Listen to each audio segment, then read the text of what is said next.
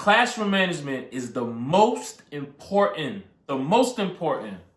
skill you need to have as an educator today. It's particularly in urban environments. So we're urban educators, right? And so we have to be able to present ourselves in a way that is organized. It shows consistency. It shows something that is trusting to human beings so they can trust us. That makes sense?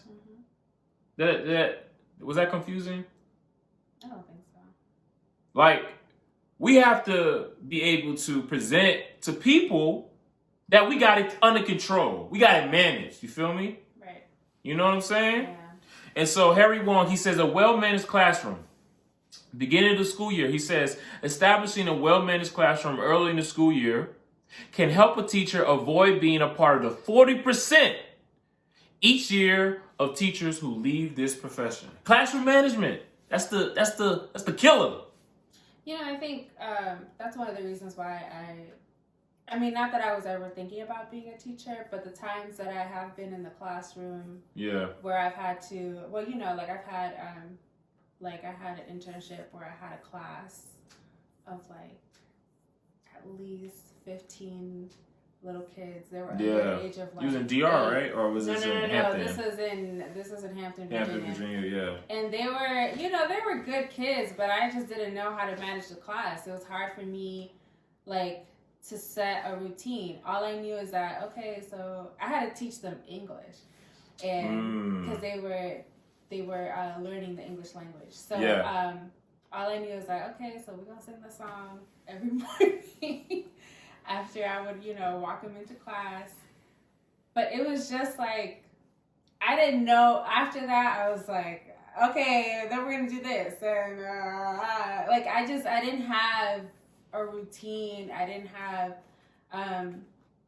those skills. And I mean, and even in a couple of other experiences that I had after that, I didn't have that. And I was like, I'm so, like, I mean, I'm glad that I'm not leading a class. And then the times that so as a counselor, you know, sometimes you have to go in and do guidance lessons, right? Or talk to the kids or whatever.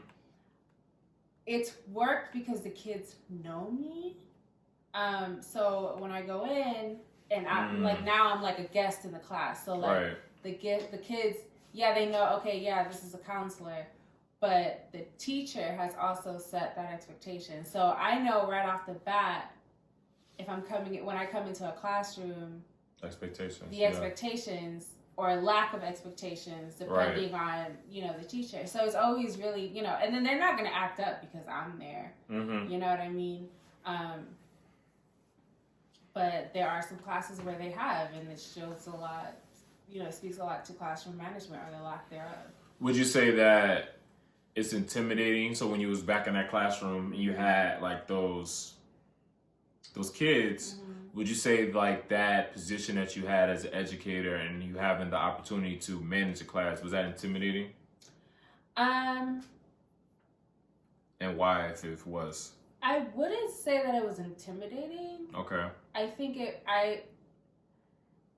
kind of just spoke to, or speaks to, like, my scattered brainness. Like, I'm organized, yes, but like, I don't know how to put that organization out there. Does that make sense? Like, because then I'm like, okay, I want to make sure everybody has enough time. I want to make sure everybody is comfortable. I want to make sure blah, blah, blah. You know, I want to make sure everybody's following directions. So I'm redirecting one kid when the other 20 kids are doing what they're supposed to do. You know what I mean? Right. So, but also, you know, I think if I had given myself enough time and really do what, you know, those type of things, then I might have, you know, so I don't know. I mean, it's different. I can see how it is intimidating. Would you say it's overwhelming? It is overwhelming. Yeah. It is. Yeah, definitely overwhelming. And so that's why it's key